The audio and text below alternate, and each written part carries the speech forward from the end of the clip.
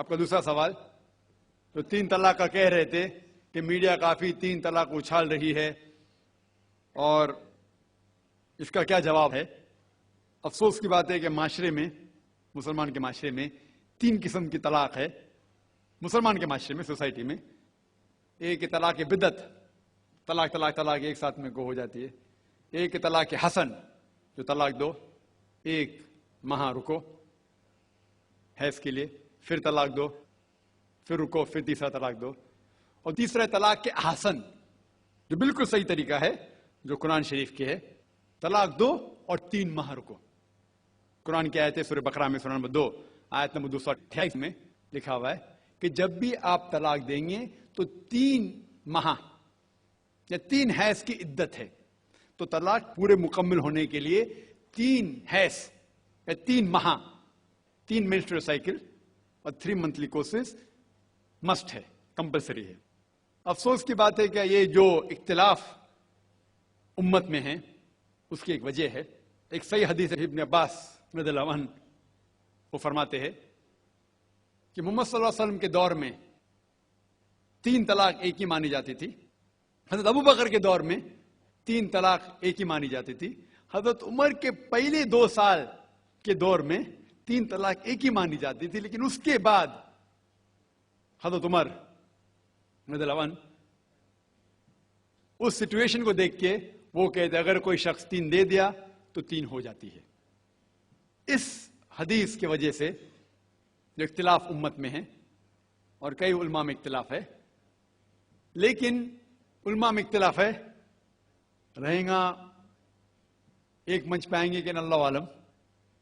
लेकिन अगर आप कुरान की रोशनी में पढ़ते हैं, कुरान में तलाक का जिक्र किया गया है सूरह बकरा में, सूरह नंबर 2 आयत नंबर 228 से लेकर 240 तक, और सूरह तलाक में सूरह नंबर 65 आयत नंबर 1 से 7। जो कुरान मजीद में तलाक का जिक्र है उसके अंदर यह है कि कभी कोई डिफरेंस ऑफ ओपिनियन, कोई झगड़ा हो जाता है शोहर और बीवी में, तो पहला शोहर बीवी बैठ के बात करे। ऐसा नहीं कि बीवी ने नमक ज्यादा डाल दिया और तलाक तलाक तलाक कह दिया और तलाक हो गया। अगर बीवी में नमक ज्यादा डाला, बोले आपको नमक कम चाहिए, मामला सुलझ जाएगा। बैठ के बात करो।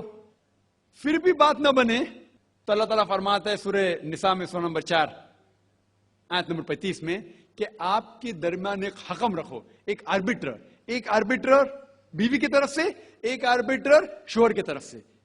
मतलब आर्बिट्रर, हकम कहते हैं आर्बिट्रर को, हकम रखो बीवी की तरफ से और शोहर की तरफ से, और मामला को सुलझा लो। फिर भी अगर बात नहीं माने तो आप फिर तलाक दे सकते हैं। तो तलाक देते हैं तो कई उसके क्राइटेरियाज है कि हैज के वक्त तलाक मत दो, जब आप गुस्से में तलाक मत दो, शराब की हालत में तलाक मत दो। उसके बाद जब तलाक दिया जाता है तो 3 माह रुकना चाहिए। ये तलाक के आसन है, जो बिल्कुल सही तरीका है। तलाक दो और 3 माह रुको, और 3 माह के अंदर अगर आप रुजू करना चाहते हैं अपनी बीवी से तो रुजू हो सकते हैं, अल्हम्दुलिल्लाह। अगर 3 माह तक आप समझते नहीं मुझे मेरे बीवी से अलग होना ही चाहिए, तो 3 माह के बाद, इद्दत गुजरने के बाद, आप दोनों मियां बीवी नहीं रहते, आप अलग हो जाते। लेकिन उसके बाद अक्सर मुसलमान भी नहीं जानते ये कुरान की आयत क्या है। कुरान शरीफ में लिखा हुआ है सूरह बकरा में, सूरह नंबर 2 आयत नंबर 232 में कि अगर वो शख्स अपनी पुरानी बीवी से फिर से शादी करना चाहता है तो मत रोकिए। तो अगर तलाक हो चुका है सही तरीके से, तलाक के आसन के तरीके से, और 3 माह हो गए, इद्दत गुजर गई, 6 महीने बाद अगर लगा भाई जो मैंने क्या गलत किया, मैं फिर से शादी करना चाहता है, तो वो आदमी अपनी पुरानी बीवी से फिर से निकाह कर सकता है, लेकिन नया निकाह नया महर।